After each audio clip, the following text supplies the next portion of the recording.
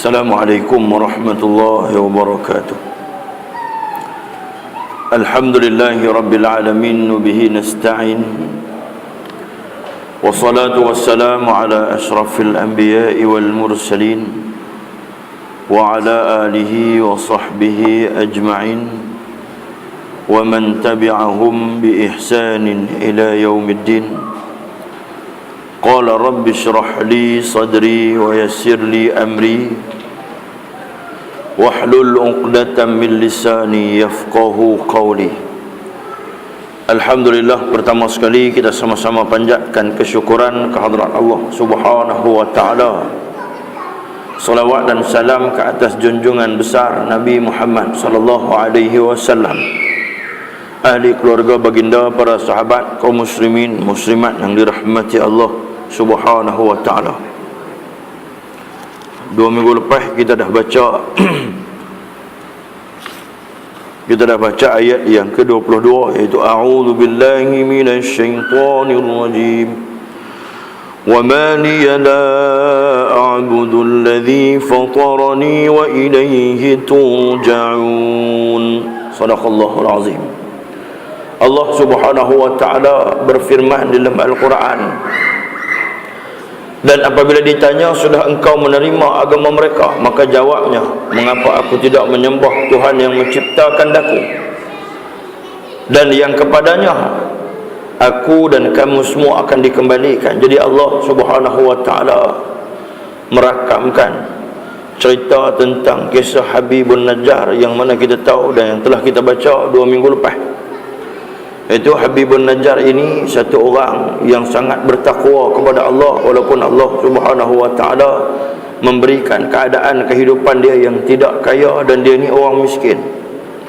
Dan kemudiannya kita melihat pula kepada tafsiran ayat ini.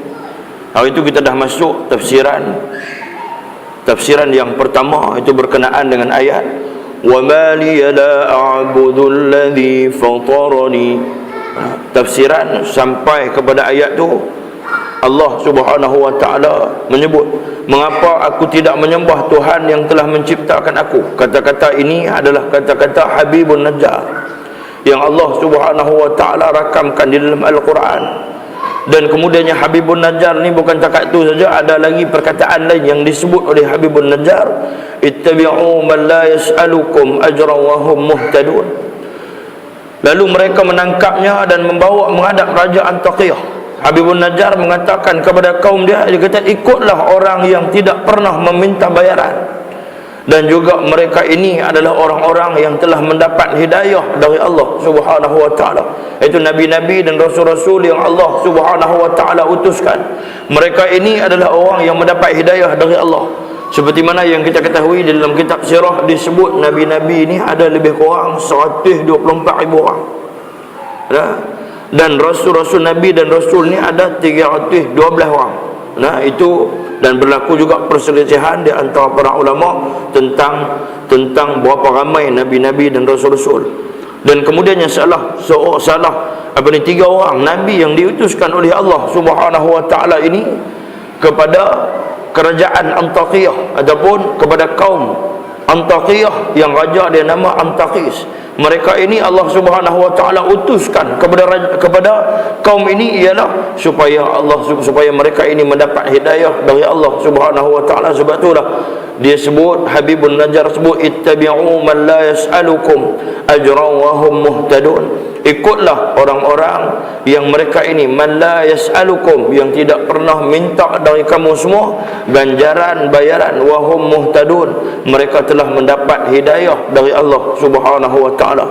Tuan-tuan muslimin muslimat yang dirahmati Allah, dia kata kemudiannya, wa ma liya la a'budu alladhi fatarani wa ilayhi turja'un. Mengapa aku tidak menyembah Tuhan yang telah menciptakan aku, sedangkan aku dulu adalah sesuatu yang tidak wujud, lalu Allah lah yang menciptakan aku. Maka sebab itu dia kata dialah yang paling layak disembah. Mengapa pula aku perlu menyembah kepada patung berhala yang tidak mencipta aku dan tidak boleh mendatangkan sebarang manfaat dan juga tidak boleh menolak sebarang mudarat, sebagaimana firman Allah Subhanahu wa taala di dalam surah Al-Baqarah ayat yang ke-21. A'udzu billahi minasyaitonir rajim. Ya ayyuhan nasu u'budu rabbakumul ladzi khalaqakum walladzina min qablikum la'allakum tattaqun. Shadaqallahul azim. Allah Subhanahu wa taala menceritakan di dalam Al-Quran bahawa ya ayyuhan nas, Allah Subhanahu wa taala tujukan ayat ni ai ahli Makkah. Ayat ini bukan saja Allah Subhanahu wa taala tujukan kepada orang-orang Mekah, kepada puak-puak musyrikin Mekah, bahkan kepada seluruh manusia. Sebab itulah ayat ini dia bermula dengan ya ayyuhan nas. Ya ayyuhan nas, wahai sekalian manusia. Ya ayyuhan nas u'budu rabbakumul ladzi u'budu. Jadi dalam tafsiran, kalau kita tengok dalam kitab tafsir Jalalain, dia sebut wahidu, iaitu kita mentauhidkan Allah Subhanahu wa taala, iaitu menyembah Allah Subhanahu wa taala walaupun dalam keadaan kita tidak dapat melihat Allah, menyembah Allah Subhanahu wa taala walaupun dalam keadaan kita tidak nampak Allah Subhanahu wa taala, walaupun dalam keadaan kita tak mengetahui bahawa Allah Subhanahu wa taala melihat kita ataupun tidak. Wahidu u'budu rabbakumul ladzi khalaqakum. Jadi disebutkan di sini dia kata rabbakumul ladzi khalaqakum, iaitu Tuhan yang telah menjadikan kamu, Tuhan yang telah menciptakan kamu. Ansha'akum wa lam takunu syai'an walladzina min qablikum. Dan ulama-ulama menyebut, dia kata huruf waw pada perkataan walladzi itu bermakna khalaqa, iaitu Allah Subhanahu wa taala juga, walladzina min qablikum, itu Allah Subhanahu wa taala juga menjadikan mereka-mereka ini biibadatihi wa iqabihi. Jadi Allah Subhanahu wa taala jadikan kita untuk kita ni sembah Allah Subhanahu wa taala. Dan bukan takat itu saja, Allah Subhanahu wa taala juga menyediakan akibat, menyediakan bala, menyediakan balasan yang setimpal kepada orang yang sembah Allah ataupun kepada orang yang ingkar kepada Allah Subhanahu wa taala. Itu la'allakum tattaqun. La'alla ni kalau tengok dalam kitab Arab disebut, dalam apa ni bahasa Arab disebut la'alla ni ialah litahqiq ataupun litaraji. Litahqiq, litaraji ni ialah untuk menguatkan ayat yang sebelum tu. Allah Subhanahu wa taala sebut la'allakum. Allah Subhanahu wa taala tak sebut lakum qablikum lakum tattaqun, tapi Allah Subhanahu wa taala tambah dengan perkataan la'allakum tattaqun, iaitu mudah-mudahan kamu ini, supaya kamu ini menjadi orang-orang yang bertakwa kepada Allah Subhanahu wa taala. Maksudnya pengharapan yang sangat daripada Allah Subhanahu wa taala supaya kita ini menjadi orang yang bertakwa. Supaya apa? Supaya kita ini tidak diazab oleh Allah Subhanahu wa taala. Dan kemudiannya yang kedua, wa ilaihi turja'un, itu sambungan daripada ayat tadi. Wa ilaihi turja'un, mengapa tidak dia kata mengapa aku tidak dia kata menyembah Tuhan yang kepadanya lah aku dan kamu semua akan dikembalikan. Wa ilaihi turja'un, makna dia, adakah dia kata mengapa tidak menyembah Tuhan yang kepadanya lah dan kamu semua akan dikembalikan untuk menerima balasannya. Muslimin muslimat yang dirahmati Allah, maksudnya kita yang hidup hari ini, kita yang Allah Subhanahu wa taala berikan peluang. Contohnya tuan-tuan, kita hari ini masih lagi berada di dalam bulan Ramadan, bulan Syawal. Kita telah berlalunya Ramadan. Allah Subhanahu wa taala panjangkan umur kita dan kita berada di dalam bulan Syawal. Di kesempatan dalam bulan Syawal ini, bukan hanya kesempatan ini digunakan untuk kita buat kenduri, bukan hanya digunakan untuk buat open house dan sebagainya, tapi di dalam bulan Syawal ini juga antara sunnah Rasulullah sallallahu alaihi wasallam ialah kita berpuasa sitan min Syawal. Dan kemudiannya kita bermaaf-maafan di dalam bulan Syawal ini, rentetan daripada Ramadan yang telah berlalu meninggalkan kita. Dan kemudiannya Allah Subhanahu wa taala juga berfirman, "Kaifa takfuruna billahi wa kuntum amwatan fa ahyaakum, thumma yumitukum, thumma yuhyikum, thumma ilaihi turja'un." Jadi dalil ini Allah Subhanahu wa taala nak menguatkan ayat yang kita baca, wa ilaihi turja'un. Allah Subhanahu wa taala hantar mai pula ayat dalam surah Al-Baqarah ini, kaifa takfuruna billahi wa kuntum amwatan fa ahyaakum thumma yumitukum thumma yuhyikum thumma ilaihi turja'un. Kaifa takfuruna billah. Siapa tuan-tuan sahabat-sahabat baginda Nabi sallallahu alaihi wasallam apabila mereka ini diturunkan ayat oleh Allah Subhanahu wa taala, terus mereka ambil pengajaran daripada ayat tersebut, dan kemudian mereka ini terus beriman dan mereka ini terus mengikut apa yang telah Allah Subhanahu wa taala wahyukan. Seperti mana juga tuan-tuan Sayyidina Umar Al-Khattab. Sayyidina Umar Al-Khattab dalam satu riwayat menceritakan bahawa Sayyidina Umar ini tidak akan hafal satu-satu ayat. Dia tidak akan hafal satu-satu ayat. Kalau sekiranya turun ayat tersebut, dia tidak akan hafal ayat tersebut selagi mana dia mula dia akan hafal ayat tersebut, dan kemudiannya dia akan melaksanakan ayat tersebut, barulah dia hafal ayat lain. Tuan-tuan, hebat tak hebat? Sahabat Nabi ni macam-macam Allah Subhanahu wa taala berikan kepada mereka. Ada di kalangan mereka ni yang terus hafal saja, ada di kalangan mereka yang hafal dan kemudiannya dia berusaha untuk menjadikan ayat tersebut sebagai panduan. Dia laksanakan ayat Allah Subhanahu wa taala, kemudian barulah dia ni buat hafal pada ayat yang lain. Begitulah juga kita tuan-tuan pada zaman hari ini, Allah Subhanahu wa taala telah lengkapkan ayat-ayatnya, dan kemudiannya kita hanya perlu melaksanakan sahaja. Kita hanya perlu melaksanakan ayat ini, dan kemudiannya ada di kalangan ramai di kalangan kita yang tidak melaksanakan, ada di kalangan kita yang meninggalkan ayat-ayat Allah Subhanahu wa taala. Sebab itulah Allah Subhanahu wa taala sebut kaifa takfuru. Bagaimana kamu tergamak kufur? Allah Subhanahu wa taala utuskan ayat ini, turunkan ayat ini kepada ahli Mekah. Allah kata kaifa takfuru ya ahlu Makkah, kaifa takfuru, wahai ahli Makkah, wahai penduduk Makkah, macam mana hampa boleh duk kufur lagi dengan Allah Subhanahu wa taala, sedangkan Allah Subhanahu wa taala telah menunjukkan contoh yang banyak sejak zaman berzaman. Maksudnya puak-puak musyrikin Mekah ni, mereka ni bukan tak tahu sejarah-sejarah yang berlaku, bukan mereka tak tahu apa-apa yang berlaku, yang telah berlaku sebelum kedatangan Rasulullah sallallahu alaihi wasallam. Telah banyak perkara-perkara yang berlaku yang boleh menyebabkan sekiranya datangnya Nabi sallallahu alaihi wasallam, sepatutnya mereka-mereka ini terima Nabi, tapi mereka ini menolak Nabi Allah Subhanahu wa taala. Macam mana kita tengok cerita tentang kisah 3 orang Nabi, dan salah seorang dia yang Nabi yang Allah Subhanahu wa taala hantar kepada kaum Antakiyah. Salah seorang Nabi yang ramai ni, nama dia Nabi Syam'un. Nabi Syam'un ini Allah Subhanahu wa taala bagi ilmu dekat dia. Antara ilmu dia ni boleh melenturkan besi. Dia hanya gunakan jari, gunakan tangan dia untuk kepak besi. Dan kemudian satu lagi mukjizat yang Allah Subhanahu wa taala berikan kepada dia, dia boleh meruntuhkan istana yang besar, berkali-kali ganda besar daripada istana yang ada di dunia pada zaman hari ini. Dia boleh runtuhkan hanya dengan menggunakan tangan dia saja. Nah, abang kata Allah bagi kekuasaan, Allah tunjuk kekuasaan dia melalui manusia. Allah tunjuk kekuasaan dia melalui kekasih-kekasih dia, itu nabi-nabi Allah Subhanahu wa taala. Tuan-tuan, dikisahkan, diceritakan Nabi Syam'un ini dia hidup di zaman Nabi Isa alaihi salam. Kemudiannya dia ini menjadi anak murid kepada Nabi Isa, termasuklah nabi-nabi lain, termasuklah nabi-nabi Saduq dan Sadiq yang diutuskan oleh Allah Subhanahu wa taala. 2 orang nabi yang diutus awal kepada kaum Antakiyah. Kemudian barulah dihantar Nabi Syam'un. Ada kata Nabi Shalom nama dia. Ada kata Nabi Yahya juga diutuskan kepada kaum Antakiyah ini. Tapi yang jelasnya ada di dalam kitab-kitab, salah satunya di dalam Qasasul Anbiya dan juga dalam kitab Muqashafatul Qulub disebut, dia kata bahawa nabi yang diutuskan ialah Nabi Syam'un.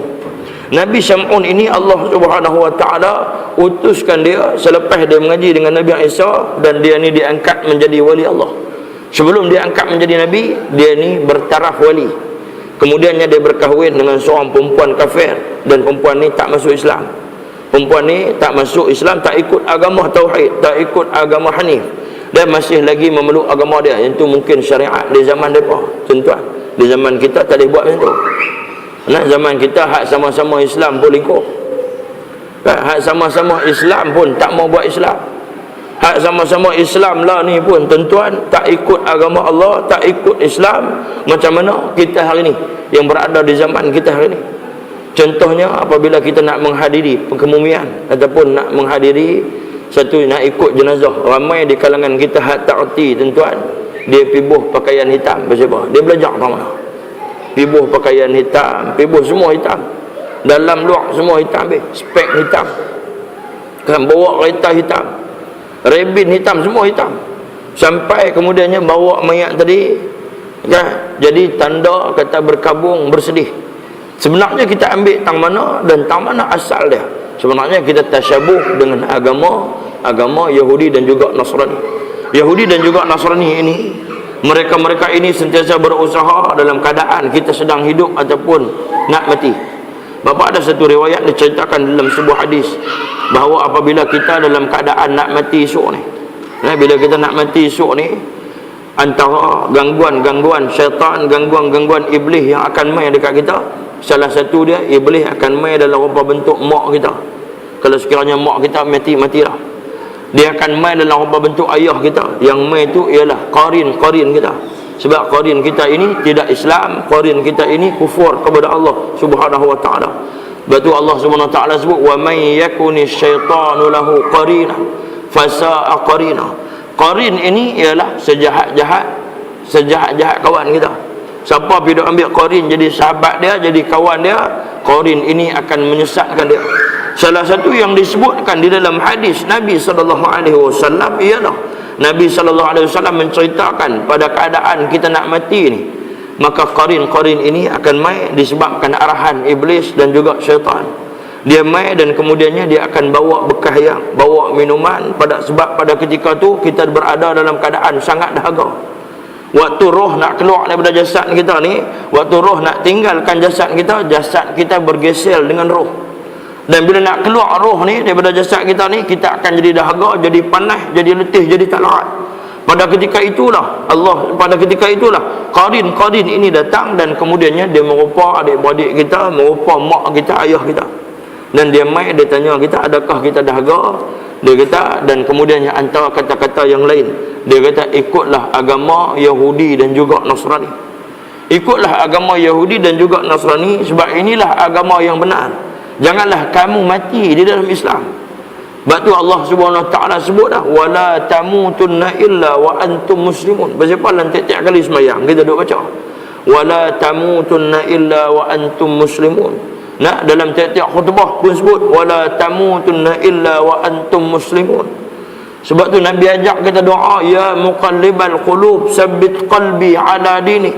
Wahai Tuhan yang boleh membolak-balikkan hati, sabbit qalbi ala dinik, tetapkanlah hati kami ini di dalam agamamu ya Allah. Sebab Allah Subhanahu wa taala suruh macam tu, sebab waktu kita nak mati esok, tuan-tuan, sangat dahsyat ujian yang Allah Subhanahu wa taala kenakan. Sebab itulah hari ini apabila kita sebut perkataan la ilaha illallah, kita kena tahu apa makna perkataan la ilaha illallah. Sebab tu tuan-tuan, Habibun Najjar, sebab tu tuan-tuan, Nabi Sadiq Masduq walaupun mereka ini disiksa, Nabi Yahya walaupun digergaji putih dua, Nabi-Nabi lain, Rasul-Rasul Allah, wali-wali Allah, pendakwah-pendakwah, pejuang-pejuang, mujahidin, pasal mereka ni bertegas juga nak lawan dengan musuh-musuh Allah Subhanahu wa taala. Sebab apa? Sebab mereka faham apa makna, apa maksud perkataan la ilaha illallah Muhammadur Rasulullah. Nah, sebab mereka faham apa makna la ilaha illallah. La ilaha illallah maksudnya tiada Tuhan yang disembah melainkan Allah.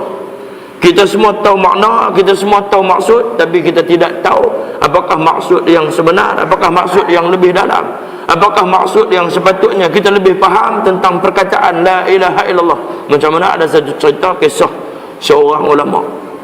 Ada satu orang ulama ni, dia ni didatangi oleh sekumpulan anak murid. Mungkin tuan-tuan pun tahu cerita ni, cerita masyhur. Nah, didatangi oleh sekumpulan anak murid, dan kemudian anak murid ni main nak mengaji tentang ilmu tauhid dekat dia. Nah, dia ni satu ulama yang alim dalam bidang usul, pakar dalam bidang usuluddin, pakar dalam bidang usul tauhid. Jadi anak murid ni mai, dan anak murid ni pula depa ni tahu yang tok guru ni, tok alim ni dia ni minat burung. Jadi depa pun bawa dan hadiahkan kepada dia burung kakak tua. Kakak ni tua nah sebenarnya, muda jarang dah. Betul orang panggil kakak. Kan dia hadiahkan burung kakak tua. Nah, jadi tok guru ni pun seronok dan tok guru ni pun terima anak-anak murid dia ni. Kemudiannya bermulalah tok guru ni ajarkan kepada mereka kalimah thayyibah, kalimah yang paling baik, kalimah yang mana di dalam hadis pun Nabi sebut, man qala la ilaha illallah dakhala al-jannah. Siapa yang sebut perkataan la ilaha illallah, dia boleh masuk syurga. Tapi tuan-tuan, setengah-setengah sebab itulah kita jangan faham daripada sudut zahir hadis ni. Kena faham daripada sudut apakah yang nak dimaksudkan oleh Allah Subhanahu Wa Taala, apakah yang dimaksudkan oleh Nabi dengan perkataan la ilaha illallah. Kemudiannya tuan-tuan, dia mulalah ajarkan kepada anak-anak murid dia ni perkataan la ilaha illallah. Perkataan la ilaha illallah ni antara yang dia cerita ialah perkataan la ilaha illallah, siapa yang sebut perkataan la ilaha illallah, Allah Subhanahu Wa Taala akan padamkan 100 kejahatan. Maksudnya 100 kejahatan yang dia pernah buat, Allah Subhanahu Wa Taala akan padamkan 100 kejahatan. Dan kalau sekiranya dia ni kurang buat kebaikan, Allah Subhanahu Wa Taala akan catatkan 100 kebaikan. Siapa yang sebut perkataan la ilaha illallah akan tenang hati dia, akan senang hidup dia, akan sihat tubuh badan dia. Sebab perkataan la ilaha illallah bukan hanya disebut pada lidah dia, bahkan perkataan la ilaha illallah ni akan masuk ke dalam urat tubuh dia, akan masuk ke dalam hati dia, akan masuk ke dalam otak dia dan seluruh jiwa dia. Sebab itulah perkataan la ilaha illallah ini apabila disebut dengan betul-betul akan menyebabkan kita jadi insan yang bertakwa kepada Allah Subhanahu Wa Taala. Jadi dia ni hari demi hari dia duk sampaikan tentang kalimah la ilaha illallah dan ajarkan kepada anak-anak murid dia. Nah, sampai dah tuan-tuan, sedap tak sedap, bukan takat anak murid dia saja boleh sebut perkataan la ilaha illallah. Jadi burung kakak tua tadi, burung yang sama-sama duk dengar tok guru ni duk mengajar, burung ni pun bibir burung ni, mulut burung ni tak pernah lekang daripada sebut perkataan la ilaha illallah. Jadi guru ni makin sonok, tok guru ni makin sonok mengajar, hari demi hari dia mengajar. Burung ni pun pandai sebut perkataan la ilaha illallah. Boleh terang pula apa yang disampaikan, macam mana yang disampaikan oleh tok guru tadi. Sampailah satu hari nak jadi cerita, tok guru ni dia balik daripada satu tempat, dia tengok-tengok sangkak terbuka. Bila dia tengok sangkak terbuka, tiba-tiba dia dengar bunyi burung ni sedang mengerang sakit. Dia tengok-tengok, rupa-rupanya burung dia ni sedang tengkuk burung ni sedang digigit oleh, ditokak oleh apa? Oleh kucing. Badan burung ni dicakap kucing ni, keluar bulu habis. Tapi pada ketika tu burung tu hanya menyebut, hanya duk menjerit minta tolong. Macam mana minta tolong tak tahu kan? Bahasa Inggeris kan, bahasa Melayu tak tahu lah. Mungkin tolong, mungkin help lagi tu kan, minta tolong ni. Jadi burung ni duk minta tolong. Jadi dia ni nak pergi tolong, dalam masa yang sama sambil dia nak tolong tu air mata dia mula mengalir. Tok guru ni. Nah, jadi dia ni pipi nak selamatkan burung tu telah mati, telah menemui ajal dia. Jadi dia pun bersedih dengan kematian burung ni. Dia pun terus dah menangis sampailah anak murid dah sampai, dan kemudian dia ni tak mengajak macam selalu. Jadi anak-anak murid ni yang main ni, bila dia tengok keadaan tok guru macam ni, kemudian dia berkata, wahai tuan guru, dia kata, pasal apa tuan guru ni hari ni sedih, kami main hari ni nak mengaji, takkan tak mau ajak kami. Tok guru ni kata, sebenarnya aku bersedih dengan kematian burung tu. Nah, aku bersedih dengan kematian burung yang hampa hadiahkan kepada aku. Kemudian dia berkata, tok guru, dia kata, tok guru jangan bimbang, tok guru jangan sedih, kami akan hadiahkan burung yang lebih baik, yang lebih cantik dan yang lebih pandai daripada burung yang kami hadiahkan kepada tok guru ni. Mungkinlah hari itu ni kami hadiah kakak tua, lepas ni kami hadiah pula burung kakak muda. Kan? Dia cerita gitulah. Dia hadiahkan burung yang lebih baik. Jadi tok guru ni kata, sebenarnya aku nak bagi tahu dekat hangpa, aku bimbang kalau kita ni akan mati seperti mana matinya burung tadi. Dia kata macam mana Tok Guru kata macam tu? Sebab apa? Burung ni mengaji sama-sama dengan hampa. Apabila aku ajarkan hampa kalimah yang baik, kalimah la ilaha illallah, burung ni pun sama-sama mengaji dengan hampa, dan dia pun pandai sebut perkataan la ilaha illallah, pandai terang perkataan la ilaha illallah. Tapi sayangnya, sewaktu burung ni nak mati, ketika itu aku tak dengar, walaupun sekali, walaupun dua kali, walaupun beberapa kali, dia hanya meminta tolong, dia hanya meraung, dia hanya duk menjerit, dia hanya duk teriak, tapi dia tidak sebut perkataan la ilaha illallah yang sebenarnya sehari 24 jam dalam hidup dia duk sebut perkataan la ilaha illallah. Sebenarnya aku menangis ni disebabkan aku bimbang kalau kita ni hari ni yang faham, yang duk sebut perkataan la ilaha illallah, yang kita mengaji, yang kita pandai tentang perkataan la ilaha illallah, aku takut satu hari apabila kita nak mati esok, kita bertemu dengan malakul maut, kita bertemu dengan malaikat yang Allah Subhanahu Wa Taala tugaskan untuk mencabut nyawa, malaikat yang memutuskan segala kelazatan, malaikat yang akan memutuskan segala hiburan, segala kesenangan, segala keseronokan atas muka bumi ini. Terputusnya, hilangnya nyawa kita dalam keadaan kita tidak sempat, kita tidak boleh menyebut perkataan la ilaha illallah. Sebab Nabi SAW sebut, man qala la ilaha illallah dakhal jannah. Nabi kata siapa yang boleh sebut perkataan la ilaha illallah, dia ni boleh masuk syurga. Adakah kita ini waktu nak mati esok, adakah kita boleh sebut perkataan la ilaha illallah? Tuan-tuan, inilah orang-orang yang Allah Subhanahu Wa Taala berikan hidayah.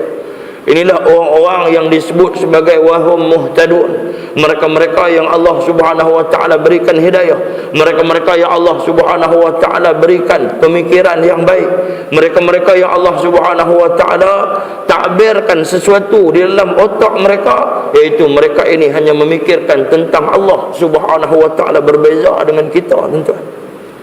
Tuan-tuan, cuba kita tengok, kita renung kehidupan kita. Hari ini kita duduk dalam rumah yang besar, kita duduk dalam kenderaan yang besar, kita main semayang ni pun kita duduk dalam tempat yang besar. Tempat ni jadi besar sebab orang tak ramai. Yang tu aja pasal dia. Jadi besar pasal orang tak ramai, tapi kalau orang ramai dia jadi kecil lah. Tapi tuan-tuan tak apa, yang tu tak ada masalah apa.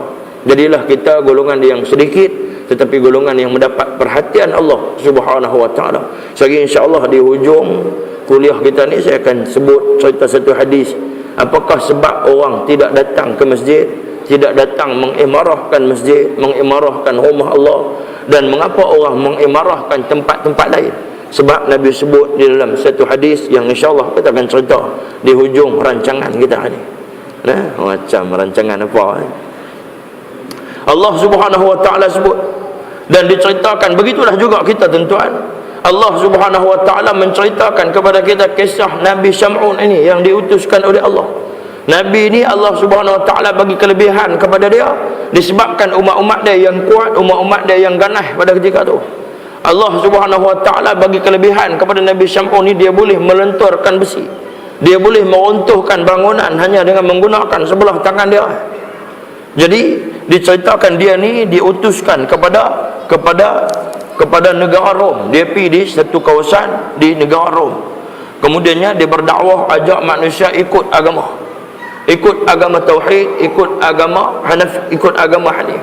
Tapi umat-umat ataupun umat-umat di zaman dia ataupun umat-umat dia tidak mengikut, bahkan mereka ini menyerang dan berperang dengan Nabi Syam'un. Allah Subhanahu Wa Taala berikan kekuatan luar biasa kepada dia. Jadi mereka ni perang guna senjata, guna parang, tombak, guna pedang dan sebagainya. Tapi Nabi Syam'un ini, tuan-tuan, dia hanya berperang menggunakan ni tulang dagu unta ni. Dia kepak unta, ambil tulang dagu itulah dia gunakan untuk berperang selama 83 tahun 4 bulan. 83 tahun 4 bulan. Sebab antara yang diceritakan ni, sebab apa? Yang kata disebut 83 tahun 4 bulan ni sebab Nabi SAW sebut. Sebelum Nabi SAW menceritakan, sebelum turunnya ayat Al-Qadar, pada sebelum turunnya ayat Al-Qadar, surah kita dah baca tu, inna anzalnahu fi lailatul qadr. Sebelum turun ayat Al-Qadar ini, Nabi SAW berhimpun bersama dengan sahabat dan Nabi menceritakan tentang kisah Nabi Syam'un ini. Nabi menceritakan tentang kisah Nabi Syam'un ini. Allah Subhanahu wa taala sebut bahawa dia ni berperang selama 1000 bulan, iaitu bersamaan dengan 83 tahun 4 bulan. Dia berperang selama 83 tahun 4 bulan. Jadi dia berperang hanya menggunakan tulang yang diambil daripada dagu unta. Macam-macam alat ada, tapi guna dagu unta saja. Macam mana kita tengok orang-orang Palestin hari ni, tuan-tuan.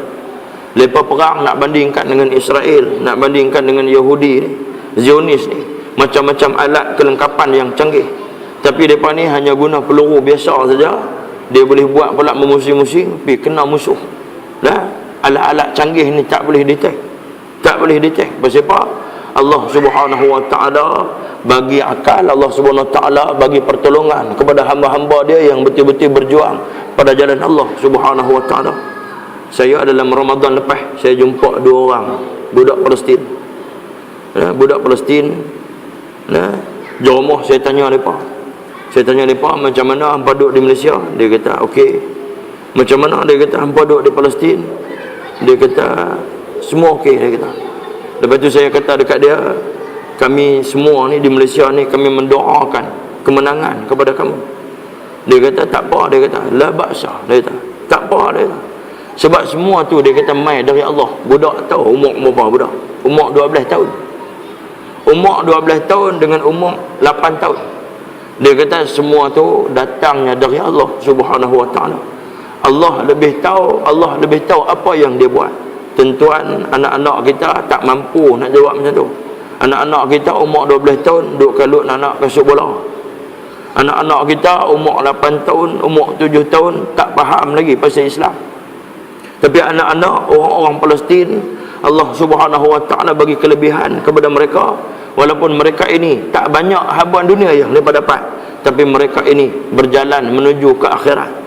Mereka ini Allah Subhanahu wa taala pilih di dalam ramai-ramai manusia di dunia ni. Allah pilih mereka ini berada dalam kumpulan orang yang senang mati syahid.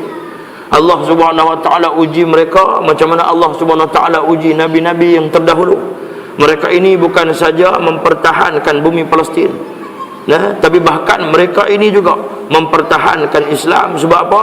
Tiap-tiap zaman kalau sekiranya siapa nak menguasai dunia, mereka ini kena menguasai Jerusalem ataupun bumi Palestin. Itulah sejarah yang telah berlaku, sejarah yang kita kena lihat. Dan tiap-tiap zaman, tuan-tuan, hari ini tuan-tuan, siapa kata Israel tak boleh masuk ke dalam Mekah? Siapa kata Israel tak masuk? Tuan-tuan cuba tengok hari ini kita pergi Mekah hari ini. Kita pergi Mekah hari ini, siapa yang pergi buat ibadat haji di Mekah, buat ibadat umrah di Mekah hari ini, dah hilang habis dah. Hilang habis dah kaedah sebenar, cara sebenar buat ibadatnya Rasulullah sallallahu alaihi wasallam. Dan satu lagi, orang hari ini yang pergi Mekah, bila balik mai, dia banyak cerita tentang apa? Dia akan cerita pasal jam besar. Dia tak cerita dah tentang Kaabah. Dia tak cerita dah tentang perihal buat ibadat di sana. Sedangkan kita pergi Mekah di sana ni, yang pertama sekali kita pergi dalam keadaan nak buat ibadat kepada Allah. Pergi itu semata-mata nak buat ibadat, nak buat balik haji yang mabrur. Pergi itu dalam keadaan pergi supaya kita balik ni dalam keadaan kita boleh membersihkan diri kita, mengubah diri kita kepada yang lebih baik. Tapi kemudian yang keduanya, pergi sebab kita nak tengok Baitullah yang di sana ni. Seperti mana kita tahu dalam hadis, dia sebut bahawa para malaikat ni sedang berpusing-pusing bertepatan tepat dengan bumbung Kaabah ni. Tapi sayangnya hari ni orang yang pergi Mekah, orang yang pergi bila balik mai, dia cerita tentang jam besar yang berada. Bila kita pusing Kaabah tu akan nampak jam besar, jam paling tinggi di dunia. Tuan-tuan, siapa yang buat? Hak ni lah kerajaan Saudi. Yang kononnya mereka ini sangat tak mau kepada benda-benda bid'ah, tapi benda bid'ah yang lebih besar mereka buat ialah mereka buat ni jam ni. Semua orang yang lalu sambil duk tawaf, sambil tengok jam tu, dah lupa dah sebenarnya kena melihat Kaabah. Sunat kita melihat Kaabah, dan bila melihat Kaabah ni boleh menyebabkan rindu hati kita kepada Allah Subhanahu wa taala. Jadi lainlah lah ni. Kemudiannya di sana juga, di bumi Mekah hari ini juga dibangunkan, antara dia dibuat tempat-tempat hebat. Starbucks ada di sana. Milik siapa Starbucks ni? Kan? Sebab tu mereka tak mau sokong, sebab tu mereka tak mau bantu Palestin. Sebab apa? Israel dah masuk sampai ke tempat mereka. McDonald ada di sana. Kemudian satu hotel yang besar, nama dia Hotel Raffles. Hotel Raffles ni, di bawah hotel tu ada kubur-kubur sahabat-sahabat Nabi SAW yang Nabi sendiri pernah meletakkan tanda di situ. Adakah bila mereka buang tempat tu, mereka padam tempat tu, kononnya tak mau bagi orang pergi duduk sembah, bagi orang pergi buat perkara-perkara bid'ah, jadi mereka tutup tu. Adakah itu tidak bid'ah? Adakah itu tidak buat benda yang Nabi larang, benda yang Nabi tak suruh buat, kita pergi buat? Dan satu lagi, pergi tutup telaga Nabi, pergi tutup tempat-tempat bersejarah. Sebenarnya tempat-tempat bersejarah ni sepatutnya ditinggalkan. Supaya apa? Apabila orang pergi buat kerja haji, orang pergi buat kerja umrah, mereka melihat tempat ini, lebih mereka faham tentang kerja buat ibadat kita. Yang tu yang lebih baik. Tapi tuan-tuan, hari ni apa jadi? Hari ni semua benda ini telah ditutup oleh Yahudi, laknatullah alaihim ajma'in. Yahudi tak berjaya untuk masuk ke Mekah, tapi mereka ini menggunakan orang-orang Islam yang menjadi tali baut. Sebab tu Nabi sebut dah di dalam hadis, Nabi sebut, Nabi kata antalidul amatu, Nabi kata rabbataha wa an taral hufata al-urata al-alata ra'ashai yatatawaluna fil bunyan. Nabi SAW sebut satu hadis yang telah diriwayatkan oleh Sayyidina Umar Al-Khattab. Sayyidina Umar sebut, Sayyidina Umar kata di akhir zaman, Nabi sebut, Nabi kata tidak akan berlaku kiamat sehingga antalidal amatu rabbataha, sehingga seorang perempuan, seorang hamba melahirkan tuan dia. Maksudnya ada ulama berpendapat bahawa di zaman selepas zaman Rasulullah SAW, ramailah di kalangan hamba-hamba ni berkahwin dengan raja-raja, berkahwin dengan tuan dia sendiri, dan kemudian melahirkan anak dia, dan anak dia selepas itu menjadi pemimpin. Ada juga ulama berpendapat tentang hadis ni, dia kata ialah anak-anak yang makin derhaka, anak-anak yang menjadikan mak dia sebagai ibu dia, sebagai hamba dia. Ada juga yang berpendapat bahawa menandakan kata dunia ni terbalik. Sebab apa? Tuan ni, anak ni, hamba ni jadi tuan. Nak abang kata dunia ni terbalik dah. Kemudian Nabi SAW sebut, Nabi kata yang pada asalnya satu orang lelaki, satu orang manusia yang hidup di padang pasir. Nabi nisbahkan kepada bumi Mekah, yang hidup di padang pasir, yang susah, yang tak ada kasut, yang pakaian pun tak cukup. Tiba-tiba satu hari mereka ini membuat binaan-binaan mencakar langit. Nabi kata mereka ini buat binaan-binaan mencakar langit tanpa menghiraukan keadaan yang sepatutnya mereka buat benda lain. Sepatutnya Nabi kata mereka buat benda lain. Sepatutnya mereka yang tak ada kasut tu sepatutnya beli kasut dulu. Sepatutnya mereka yang tak ada pakaian ni beli pakaian dulu, cari pakaian dulu. Tapi mereka terus lompat pergi buat bangunan. Nak abang kata macam itulah yang Nabi sebut. Itulah yang berlaku di bumi Mekah pada hari ini. Kalau kita nak relatekan dengan hadis yang kita baca ni, mungkin Allah Subhanahu Wa Taala nak abang dekat kita, sepatutnya Arab Saudi tak boleh buat macam tu. Tak boleh buat benda yang mereka buat lah ni. Sepatutnya mereka buat benda lain. Sepatutnya mereka buat benda lain, tapi mereka boleh pergi buat benda yang tak sepatutnya mereka buat, yang menyebabkan orang yang pergi buat ibadat di sana tak fokus dah pada ibadat, tapi mereka fokuskan kepada tempat-tempat mewah di sana. Pergi di sana orang fikir pasal nak makan di sana. Pergi di sana pasal nak tidur di hotel-hotel mewah. Pergi di sana pasal nak alami ataupun nak tengok kecantikan bumi Mekah yang hari ini bersinar dengan lampu-lampu dan binaan-binaan yang indah-indah. Sebenarnya semua itu tuan-tuan telah dibuat oleh Raja Abrahah, telah dibuat oleh kaum-kaum dulu yang mereka nak tarik orang ramai ni daripada pergi ke Mekah. Tapi sayangnya hari ni semuanya yang mereka nak tarik ni mereka bawa pergi masuk ke Mekah supaya orang tidak lagi melihat kepada Kaabah dan supaya orang tidak lagi khusyuk buat ibadat kepada Allah Subhanahu Wa Taala. Itulah rancangan Yahudi, laknatullah alaihim ajma'in. Begitulah Allah Subhanahu Wa Taala utuskan Nabi Syam'un ini. Dia diutuskan kepada Raja Rom dan kumpulan-kumpulan Rom. Kemudiannya mereka ini menolak Nabi ini. Mereka ini menolak Nabi ini, mereka buat macam-macam. Akhirnya mereka jumpa satu jalan, mereka berjumpa dengan isteri kepada Raja Syam'un ini, kepada Nabi Syam'un ini. Berjumpa dengan isteri dia, kemudian mereka tawarkan harta yang banyak, mereka tawarkan pangkat, mereka tawarkan macam-macam. Kan, tudung Farida tak ada lagi masa tu. Kalau ada mungkin dia kata kami bagi kat hang satu kelang tudung Farida, macam mana hang ikut kami? Mungkin lah, kalau ada dia bagi. Kan? Nah, tuan-tuan, selepas itu apa jadi? isteri kepada Nabi Syam'un ni, dia menerima tawaran. Sebab apa? Dia bila dia dengar ketua-ketua ataupun orang-orang Rom ni kata, pasal apa hang masih lagi duk selindung, duk selamatkan lagi suami hang, sedangkan dia tidak sembah Tuhan yang sama. Dia tidak sembah Tuhan yang kita sembah. Dia tidak sembah Tuhan yang sepatutnya dia sembah macam kita sembah ni. Dia kata, buat apa lagi hang nak duduk dengan dia? Baik hang duduk dengan kami akan bagi kekayaan kepada hang. Jadi dia pun terpedaya, terpengaruh. Dia balik, dan kemudiannya pada malam hari ketika Nabi Syam'un ni tidur, dia ikat tangan kiri dan kanan, dia ikat di katil. Nah, tuan-tuan, dalam cerita, dalam Qasasul Anbiya, dia cerita dia ikat di katil. Lepas tu pun ada orang kata lagi tu, nak zaman Nabi Syam'un tu ada katil dah. Takkan tak ada bisa cukur, nak cukur jenggot. Yang orang duk pemain kata tak cukur jenggot ni pasal tak ada pisau pelit, tak ada jilet apa semua ni. Kan? Sedangkan katil pun ada, katil hak susah tu pun dibuat. Ya? Apa berlaku selepas tu? Nabi Syam'un diikat, bila dia jaga daripada tidur dia nak bangkit tak boleh. Dia tengok-tengok, dia tanya isteri dia kata, siapa yang ikat tanganku ni? Dia kata, aku yang ikat. Aku nak menguji sama ada hang ni betul-betul wali Allah. Nabi Syam'un pun rentak sekali saja terkeluar. Bagi dia biasa saja. Sebab apa? Besi pun dia boleh kepak. Pada malam yang kedua dia tidur, dia jadi isteri dia ni pergi berjumpa dengan orang-orang Rom. Cerita orang Rom kata hang kena buat lagi. Dia pun balik ikat pada malam yang kedua, ikat lagi. Ikat, Nabi Syam'un jaga, dan kemudian tengok tangan dia diikat. Dia pun tanya, siapa yang buat kat aku macam ni? Dia kata, yang buat ni aku sendiri. Aku nak menguji, betul ke hang ni wali Allah? Kemudiannya terlepas lagi, dia tarik rentak, terkeluar macam tu saja. Kemudiannya Nabi Syam'un ni sebenarnya dia tahu ini adalah rancangan isteri dia dan juga musuh-musuh Islam, musuh-musuh Allah. Jadi dia kata, kalau hang nak tahu, dia kata, aku nak bagi tahu satu rahsia.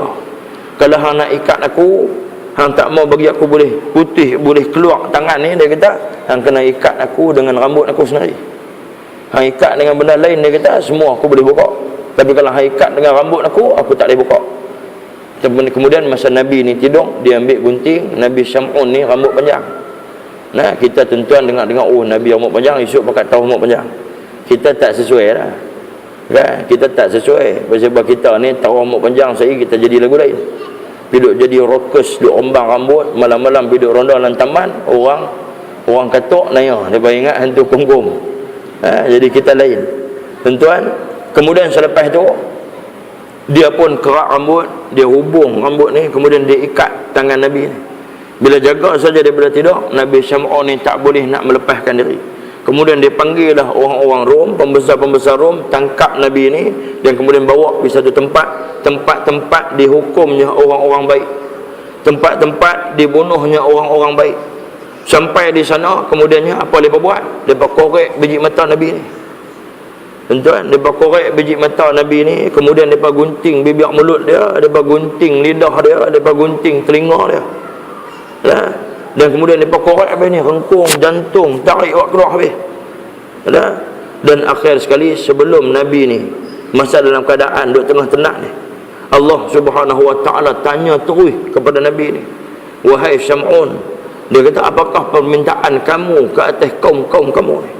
Kemudian Nabi Syam'un kata, wahai Tuhan, aku tak minta apa-apa, cuma aku nak minta bagi kat aku kekuatan, sebab aku lah ni lemah lah, aku tak boleh nak angkat tangan dia. Bagilah kekuatan kepada aku. Masa tu mereka duduk di bawah satu istana yang sangat besar, yang saya cerita awal tadi, istana yang hebat berkali-kali ganda daripada istana yang ada di dunia ni. Kemudian dia kata, ya Allah, bagilah kekuatan kepada tangan aku ni untuk aku musnahkan mereka ini di bawah istana yang besar. Kemudian ya Allah bagi kekuatan kepada dia. Kemudian Nabi Syam'un ni, dia tarik sekali saja dengan tangan dia, maka runtuhlah istana ni habis. Semua mati, termasuklah isteri dia yang kafir, semua mati habis. Dan kemudiannya Allah Subhanahu wa ta'ala selamatkan Nabi tersebut, Nabi Syam'un ni, dan kemudiannya Allah berikan penglihatan kepada dia. Allah berikan kembali kesihatan kepada dia, kembali sihat. Selepas itulah dia diutuskan oleh Allah Subhanahu wa ta'ala membantu dua orang Rasul. Ni tuan-tuan, Nabi hak kuat dah. Nabi hak kuat, Allah bagi kekuatan dekat dia macam tu pun geng-geng ni tak percaya. Tambahan pula di zaman kita ni tak ada siapa dah. Umat Islam jadi tak kuat. Orang tak heran dekat tu imam, dekat tu guru, dekat para alim ulama. Tuan-tuan tengok dalam sahabat, kalau ulama mati ada berita besar tu ya. Dua jari besar, dua jari. Tapi kalau artis mati tuan-tuan, berita dia besar, berita dia banyak, berhari-hari. Cerita tentang kebaikan yang dibuat oleh artis-artis. Bukan kita nak kata, bukan kita nak hina. Bukannya kita nak kata lepas mati dalam keadaan tidak diterima taubat oleh Allah Subhanahu Wa Taala. Tapi nak habaq kata inilah pengaruh media, inilah rancangan-rancangan yang Yahudi buat dan telah berjaya. Jadi kalau macam tu, kalau orang semua fikir macam tu, orang akan buat jahat lu. Sebab apa? Nak mati artis yang buat maksiat ni pun boleh mati dalam keadaan yang baik. Kita ni lagi-lagi boleh lah. Kita akan faham macam tu, tuan-tuan. Nah, media main peranan pada zaman kita hari ni. Dia menceritakan tentang kebaikan-kebaikan artis. Jadi tak salah jadi artis, kena jadi baik, menyanyi, melalak, kemudiannya melakukan zina dan sebagainya. Tapi dalam masa yang sama, dia ni jaga anak yatim. Dalam masa yang sama, dia rajin bersedekah. Dalam masa yang sama, dia rajin pergi Mekah. Jadi akan terhapus dosa-dosa dia. Itu adalah satu fahaman yang silap. Sebab Allah Subhanahu Wa Taala berfirman dalam surah Al-Hadid ayat yang ke-14. A'udzu billahi minasy syaithanir rajim. Yunadunahum alam nakum ma'akum qalu bala walakinnakum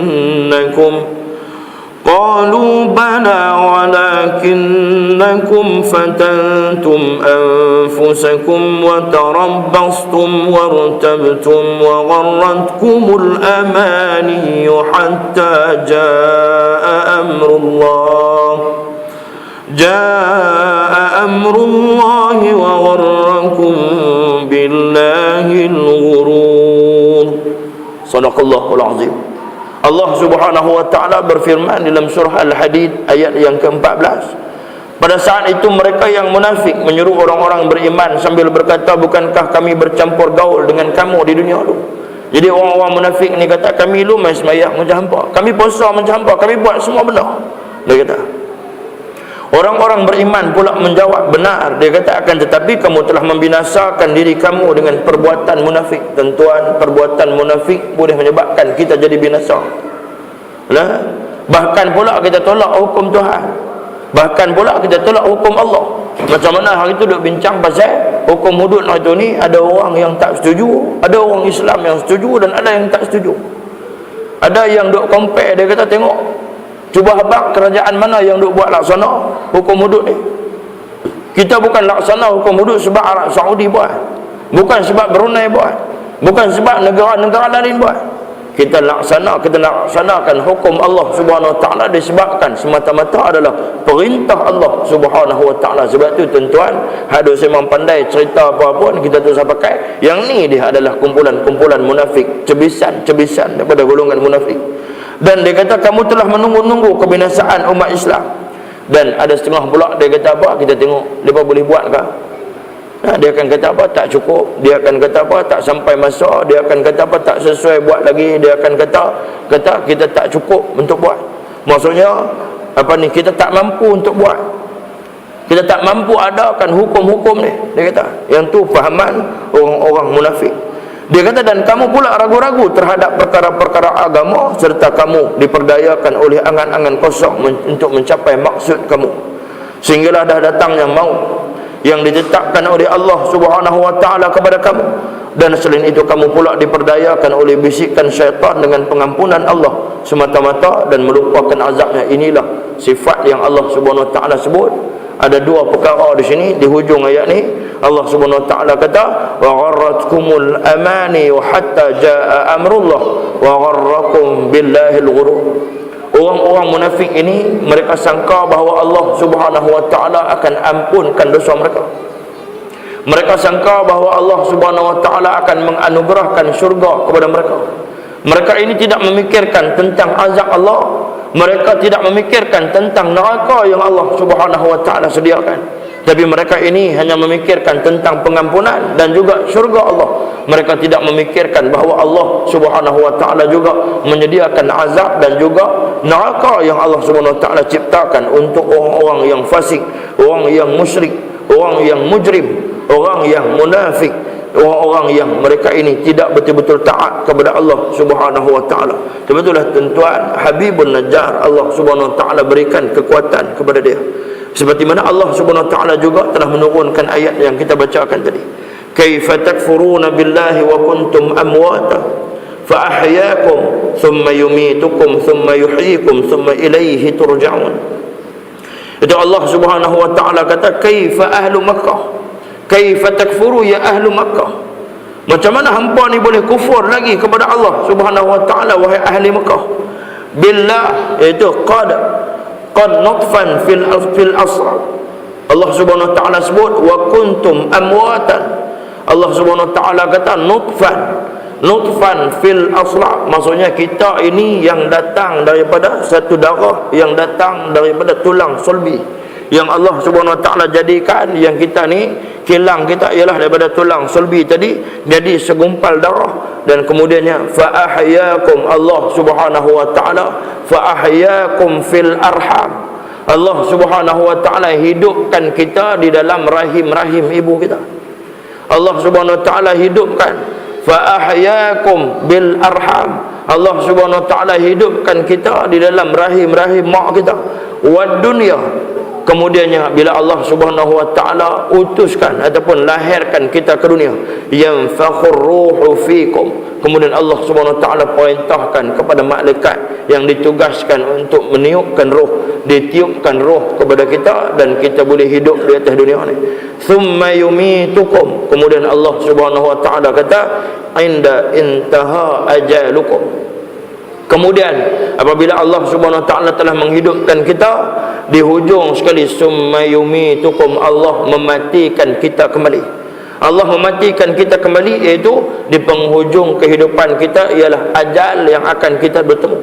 Macam mana kita tahu hari ini kita duduk atas dunia, rumah kita besar, semua kereta besar, kita duduk dalam masjid, dalam surau, tempat buat ibadat, kita duduk dalam tempat yang selesa.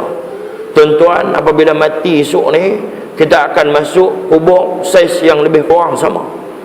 Kemudiannya kita tak boleh nak tidur melentang, kita tak boleh nak menerak, kita tak boleh nak buat macam-macam ikut suka kita. Kita diletakkan dalam keadaan dahlah tempat tu sempit, diletakkan kita dalam keadaan mengiring. Kalau sekiranya kita ni orang yang pendosa, orang yang banyak dosa, kubur yang sempit tadi akan disempitkan lagi oleh Allah Subhanahu wa taala. Ambil masa tuan-tuan, pergi di kubur tengok, tang tu lah rumah kita esok. Pergi di kubur tengok keadaan kubur tu, itulah tempat kita. Sebab itulah dalam kitab Kabair, Al-Kabair, dalam kitab Al-Kabair diceritakan Nabi sallallahu alaihi wasallam didatangi oleh dua malaikat, malaikat Jibril dan juga malaikat Mikail.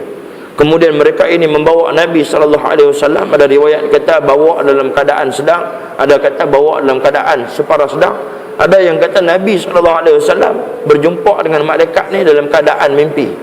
Tapi yang jelas ni dibawa dalam keadaan separa sedang. Sebab apa? Nabi melalui dua zaman, iaitu dua zaman tu, dunia dan juga akhirat, berada di alam barzakh. Nabi SAW dibawa dan kemudian sampai di satu tempat yang disebut sebagai alam barzakh. Dan Nabi SAW nampak cahaya, dan kemudian Nabi nampak asap, Nabi nampak cahaya yang dahsyat. Kemudian Nabi bertanya kepada Jibril dan juga Mikail, apakah cahaya tersebut? Dia panggil tanur. Cahaya tersebut kemudiannya Nabi SAW diperlihatkan oleh Allah Subhanahu wa taala bahawa di bawah pada alam barzakh itu terdapat sekumpulan manusia yang sedang diseksa. Sekumpulan manusia yang sedang diseksa, antaranya yang disebutkan oleh Nabi SAW, man zina wa syurbil khamar nazza'allahu imanukum. Allah Subhanahu wa taala akan cabut terus iman orang-orang yang melakukan zina dan juga minum arak. Orang yang melakukan zina dan minum arak ini Allah janji akan nazza'allahu imanukum. Allah Subhanahu wa taala akan cabut iman terus daripada mereka ini, seperti mana dibuang baju. Kama nakhla'ul malabisu min ra'si. Seperti mana dibuang baju ni daripada badannya. Seperti mana kita ni buang baju, balik-balik hangat kita buang baju terus. Macam itulah Allah Subhanahu wa taala akan cabut iman daripada dada diri manusia apabila dia melakukan dosa-dosa besar yang disebut sebagai al-kabair. Lebih besar juga tuan-tuan, dosa-dosa bagi orang-orang yang menolak hukum-hukum Allah Subhanahu wa taala, seperti mana yang berlaku kepada ahlu Makkah, yang mereka ini Allah tanya, kaifa takfuruna billah, macam mana hangpa boleh tolak hukum Tuhan, macam mana hangpa boleh tolak nabi yang aku hantar, macam mana hangpa boleh tolak kebenaran yang memang benar datangnya dari Allah Subhanahu wa taala. Thumma yumitukum thumma yuhyikum thumma ilaihi turja'un inda intaha ajalukum. Kemudiannya yuhyikum, kemudian Allah Subhanahu wa taala kata yuhyikum ini ialah bil bi'thi. Bil bi'thi maksudnya kita akan dibangkitkan oleh Allah Subhanahu wa taala. Thumma ilaihi turja'un fayujazikum bi a'malikum. Allah Subhanahu wa taala kata akan dibalas ke atas mereka dengan amalan-amalan perbuatan yang kita buat suatu atas muka bumi. Sebab tu ayat yang sebelum ni yang pernah kita baca, Allah Subhanahu wa taala sebutlah, wa naktubu ma qaddamu wa atharakum. Allah Subhanahu wa taala kata akan ditulis segala kesan tapak kaki kamu, tapak kaki kita. Sebab tu tuan-tuan, lepas ni sampai di mahsyar, sampai di alam akhirat esok, Allah Subhanahu wa taala akan memperlihatkan kembali tapak bekas-bekas tapak kaki kita. Kalau tapak kaki kita ni tengok-tengok dalam masa sehari, seminggu, banyak kira-kira tengok tapak kaki ni banyak mai ke masjid. Kan? Dia pun buat akal. Naik kereta rumah tepi ni, naik kereta pergi tinggal di Masjid Fahim, jalan mai semayang di sini. Pasal apa? Wa atharakum. Dia ambil ayat Tuhan ni geng layak buruk. Nak geng layak buruk, geng akal banyak ni, dia pergi tinggal kereta jauh sikit, dia berjalan bagi jauh. Bukan macam tu maksud. Sebab tu tuan-tuan jaga kaki kita ni, tuan-tuan jangan kita guna banyak pergi jalan lain. Ni hak orang perempuan lah, pergi duduk tunggu depan tudung Farida tu, sampai tapak kaki ni kira-kira tengok beribu tapak kaki. Rupanya hari-hari pergi. Kira-kira tu sepanjang hidup tapak kaki ni penuh di pasar raya, penuh di pasar-pasar malam. Kan? Penuh di pasar malam, penuh di pasar raya. Wa naktubu ma qaddamu, akan ditulis oleh Allah Subhanahu wa taala qaddamu, segala perbuatan baik dan buruk, wa atharakum, dan tapak-tapak kaki kita, bekas-bekas tinggalan kaki kita, percakapan kita juga akan ditulis oleh Allah Subhanahu wa taala. Thumma ilaihi turja'un. Kemudiannya ayat ni menyebut, ayat ni adalah sebagai dalil, itu Allah Subhanahu wa taala hantar ayat ni untuk menguatkan ayat wa ilaihi turja'un di dalam ayat yang kita baca sebelum ni. Ayat yang kita baca, wa ma liyala a'budul ladzi. Tuan-tuan selalu duduk baca dalam surah Yasin sampai tentu kita bahasa sonok lah, baca tak jauh dah nak habis. Wa ma liyala a'budul ladzi, ataupun dia mula kepada surah lain, surah baru. Wa ma liyala a'budul ladzi fatarani wa ilaihi turja'un. Mula juzuk baru, bukan surah baru.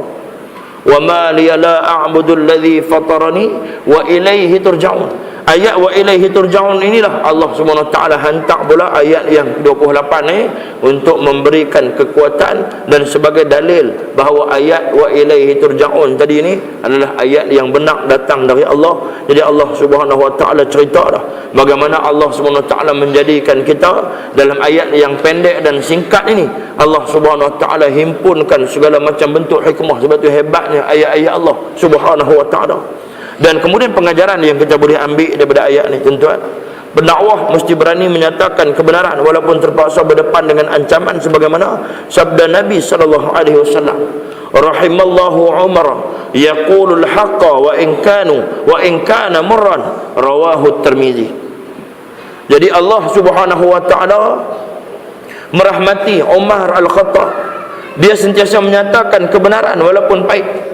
Maksudnya Sayyidina Umar Al-Khattab ini menyatakan kebenaran walaupun pahit. Dan kemudiannya seorang pejuang dan pendakwah mesti tetap pendiriannya di atas kebenaran dalam apa keadaan sekalipun, walaupun terpaksa berdepan dengan berbagai ujian, ancaman dan juga ugutan. Kita nak jadi seorang pendakwah, kita jadilah orang yang tidak takut dengan apa-apa halangan. Sebab tu tuan-tuan, kita jangan sekali-kali kata kepada orang yang berjuang pada jalan Allah, mereka ini Allah Subhanahu wa taala berikan kekuatan yang luar biasa yang tidak diberikan kepada kita orang awam ni. Dan kemudiannya hari pembalasan dan kebangkitan semula manusia pasti akan berlaku. Ayat ni sebenarnya relate kepada pendakwah, iaitu nabi-nabi dan rasul-rasul. Ayat yang kedua ialah kepada pejuang apa pengajaran daripada ayat yang ni. Ayat ni ialah, yang keduanya ialah kepada Habibun Najjar, yang ini tidak gentar kepada ketua dia, tidak gentar kepada siapa-siapa, kan? Dan kemudiannya hari pembalasan, iaitu hari kebangkitan semula manusia yang pasti akan berlaku. Allah Subhanahu wa taala kuatkan Habibun Najjar ini dengan ayat ini, bahawa Habibun Najjar suatu hari akan dikembalikan oleh Allah. Sebab itulah waktu ketika nak matinya Habibun Najjar, Allah Subhanahu wa taala zahirkan syurga kepada dia. Allah zahirkan syurga Habibun Najjar ni. Allah Subhanahu wa taala bagi tahu dekat dia melalui Jibril alaihi salam bahawa dia ni selepas mati akan dimasukkan ke dalam syurga Allah Subhanahu wa taala. Allah Subhanahu wa taala akan berikan kaki dan tangan. Allah Subhanahu wa taala akan berikan balik dekat dia ni benda-benda yang cacat pada diri dia, Allah akan bagi dia jadi elok balik. Itulah Allah Subhanahu wa taala daripada dulu sampai lah ni. Begitulah juga kita tuan-tuan, esok adalah hari berkabung. Ya, hari berkabung. Esok ni tuan-tuan, maksiat apa kita boleh buat, lusa boleh. Itu depa kata. Nah, esok ni maksiat semua tidak boleh dibuat lagi. Sebab tanda kata kita menghormati orang-orang yang mati. Kan? Nah, punca dia pasal berkabung saja. Jadi lepas berkabung ni, esok ni, lusa balik ni boleh buat maksiat balik. Itulah Malaysia, bumi tumpah darah kita semua. Tuan-tuan, fikir-fikirlah. Nah, adakah itu yang disuruh oleh Allah Subhanahu wa taala? Adakah kita ni maksiat ni kita boleh buat ikut dan kita puasa hari kita tak mau buat, kita terus buat. Hari kita boleh kita cut. Maksudnya tuan-tuan, depa ada kuasa untuk menghalang maksiat, menghalang pusat-pusat hiburan daripada berleluasa. Pasal apa esok boleh, pasal apa hari lain tak boleh. Mereka boleh teruskan, boleh kurangkan maksiat-maksiat. Lepas tu, sebelum terlupa, saya nak sebut satu hadis yang Nabi sebut. Nabi kata, antara punca orang tak mai, antara punca orang tidak melakukan kebaikan, antara dia Allah Subhanahu wa taala telah menceritakan di dalam kitab Imam Tirmizi. Nah, dalam Sahih Tirmizi diceritakan satu hadis. Ada dua hadis di situ, tapi saya nak baca hadis yang pendek saja. Hadis yang lebih kurang, hadis 2000 lebih, 2482 nombor hadis ni. Jadi ada dua hadis yang dekat-dekat yang Allah Subhanahu wa taala ceritakan pada satu hari bila Allah Subhanahu wa taala telah siap melengkapkan syurga dan juga neraka. Kemudian Allah panggil Jibril alaihi salam. Wahai Jibril, engkau pergi ke syurga dan engkau lihat apakah yang ada di sekeliling syurga. Tak payah masuk dalam, tengok di keliling syurga saja. Sampailah dia di keliling syurga. Kemudian Nabi sallallahu alaihi wasallam sebut, an Anas anna Rasulullah sallallahu alaihi wasallam huffatil jannah bil makarih wa huffatin nar bisyahwati. La bisyahwati. Qala Abu Isa hadis hasan gharib sahih min hadzal wajh. Jadi Nabi SAW menceritakan bahawa Jibril alaihi salam diperintahkan oleh Allah Subhanahu wa taala untuk pergi ke syurga dan kemudian melihat keadaan di sekeliling syurga. Maka pergilah Jibril, dan Jibril ni keliling syurga. Di keliling-kelilingi syurga, dia tengok-tengok ada di kalangan manusia yang sedang tekun beribadat kepada Allah. Ada di kalangan manusia yang sedang berpuasa. Ada di kalangan manusia yang sedang menunaikan zakat. Ada di kalangan manusia yang sedang buat haji dan umrah. Ada di kalangan manusia berada di dalam majlis-majlis ilmu. Ada di kalangan manusia yang sedang mendengar hadis-hadis Rasulullah. Ada di kalangan manusia yang sedang tekun membaca Al-Quran, bersungguh-sungguh membaca Al-Quran. Dan kemudian Jibril alaihissalam balik bertemu dengan Allah Subhanahu wa taala. Dia berkata kepada Allah Subhanahu wa taala, hampir aku rasakan, dia kata, mungkin tak seluruh manusia pun, hanya sedikit saja manusia yang mampu untuk masuk ke dalam syurga. Kalau sekiranya inilah yang ada untuk orang-orang yang nak masuk syurga. Maksudnya perbuatan yang macam ni kena dibuat oleh manusia, barulah dia boleh masuk syurga. Maka sedikitlah manusia akan masuk ke dalam syurga, dia kata. Kemudian Allah kata, wahai Jibril, hang pi pula melawat ke neraka. Pilah Jibril sampai di neraka. Huffatin nar bisyahwati. Dikelilingi oleh neraka ini akan segala macam bentuk syahwat. Sampai di keliling neraka ni, dia melihat ramai di kalangan pemuzik-pemuzik, ramai di kalangan at-taghniyah wal ma'azif. Dia melihat ramai di kalangan mereka penyanyi-penyanyi, pelakon-pelakon. Tengok bukan takat tu saja, idola kecil pun ada. Tengok tuan-tuan, kilauan mai pun ada. Nah, ni di keliling syurga neraka ni ada semua. Orang berzina, orang buat apa, semua macam bentuk maksiat ada di situ. Dan pada ketika itu Jibril patah balik dalam keadaan takut, gentar kepada Allah Subhanahu Wa Taala. Jibril kata, aku tak mau sebut apa. Jibril kata, yang aku tahu nak sebut, dia kata, aku rasa akan ramai manusia masuk ke dalam neraka. Sebab apa? Apa yang tidak disukai ada di syurga, dan apa yang sangat disukai oleh syahwat manusia ada di neraka. Jadi akan ramailah manusia masuk neraka. Sebab tu tuan-tuan, cuba banding tengok. Mai masjid, baca Quran, puasa siapa mau? Puasa wajib itu ni pasal wajib. Puasa wajib itu ni, kalau tak puasa tak seronok. Kalau tak puasa, dia kata raya tak syok. Kalau dia puasa, ada di kalangan kita puasa sebab nak cari kesihatan. Ada yang puasa sebab dia kata puasa tak puas. Bukan sebab dia takut kepada Allah, bukan sebab dia suka kepada puasa. Macam tu juga semayang. Berapa orang di kalangan kita yang main semayang ni sebab dia suka nak semayang. Sebab dia seronok dengar azan, dia puasa seronok. Dia puasa seronok nak pergi semayang. Dia puasa seronok sebab nak sembah Allah. Dia puasa seronok sebab nak abdikan diri dia kepada Allah. Dia puasa seronok sebab Allah bagi peluang dekat dia untuk dia dapat bersama-sama dalam tiap-tiap waktu untuk sembah Allah Subhanahu Wa Taala. Tak ramai manusia yang rasa macam tu. Berapa ramai di kalangan kita yang dia pergi umrah, pergi Mekah, pergi itu dalam keadaan betul-betul nak buat ibadat kepada Allah Subhanahu Wa Taala.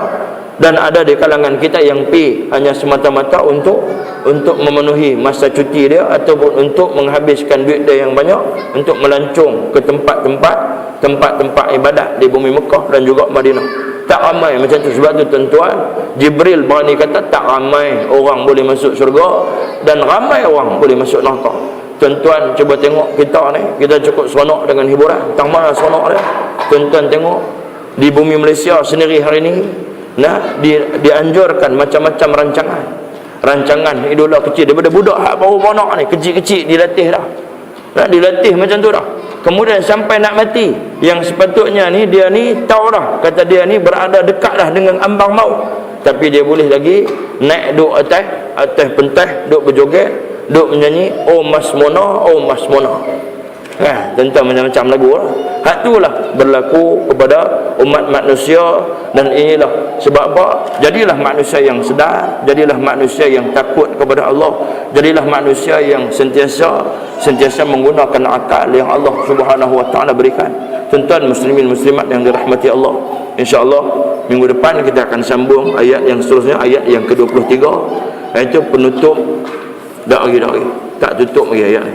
Maksudnya ayat yang ke-23, iaitu a'udzubillahi minasyaitonirrajim, atattakhidhu min dunihi aliha in yuridni rahmanu bidurrin la tughni anni syafa'atuhum syai'an wa la yunqidhun. Iaitu Allah Subhanahu Wa Taala sebut, adakah aku akan menyembah tuhan-tuhan lain dari Allah? Allah rakamkan kata-kata Habib An-Najjar, jika Allah yang Maha Pemurah hendak menimpakan daku dengan sesuatu bahaya, mereka tidak memberikan sebarang syafaat kepadaku, dan mereka tidak dapat menyelamatkan aku. InsyaAllah tuan-tuan, minggu depan kita akan sambung ayat yang seterusnya. Jadi tiap-tiap malam kuliah ni kita akan baca satu ayat saja. Saya bukan tahap tuan-tuan, tapi sekurang-kurangnya kalau tuan-tuan tak ada berkesempatan mai, sekurang-kurangnya dia akan terlepas satu ayat saja. Tapi kalau saya baca 5 ayat sudah, kalau tuan-tuan tak boleh main malam tu, tuan-tuan akan terlepas ke semua 5 ayat ni. 5 ayat esok ni tak bolehlah nak cerita depan Tuhan. Saya biasa mengaji tapi terlepas ustaz tu lah punya pasal. Dia duduk baca berderas sampai 5-10 ayat, saya tak tahu apa. Sampai tahun tu saya tak dan. Saya pergi mengaji kena ayat yang ke-11 pula. Itu tuan-tuan, jadi kita tak tahu disalahkan satu sama lain esok di akhirat. Jadi sama-sama insya-Allah kita minta supaya majlis ilmu kita ini majlis yang dirahmati oleh Allah, majlis yang para malaikat dia turun dan kemudiannya mohon supaya diampunkan dosa-dosa kita oleh Allah. Dan saya menyeru kepada tuan-tuan muslimin muslimat yang hadir, sama-samalah kita mengimarah rumah Allah dan sama-samalah kita hadir untuk sama-sama kita menuntut ilmu yang boleh membawa kita kepada taat kepada Allah, ilmu yang boleh mendekatkan hati kita, mendekatkan diri kita, mendekatkan keluarga kita dengan Allah Subhanahu wa taala. Dan seterusnya, kalau sekiranya kita diambil nyawa oleh Allah, mati kita dalam keadaan fi sabilillah, mati dalam keadaan sedang menuntut ilmu Allah Subhanahu wa taala. Jadi tuan-tuan, sampaikanlah kepada sahabat-sahabat lain, mungkin sahabat-sahabat yang sibuk, yang ghalid, yang terlupa tugas dan tanggungjawab sebenar berada di atas muka bumi Allah Subhanahu wa taala. Sekian billahi taufiq wal hidayah. Wassalamualaikum warahmatullahi wabarakatuh. A'udzu billahi minasy syaithanir rajim. Bismillahirrahmanirrahim. Allahumma faqihna fid din wa 'allimna bit-ta'wil waj'alna min ibadikas salihin. Walhamdulillahi rabbil alamin.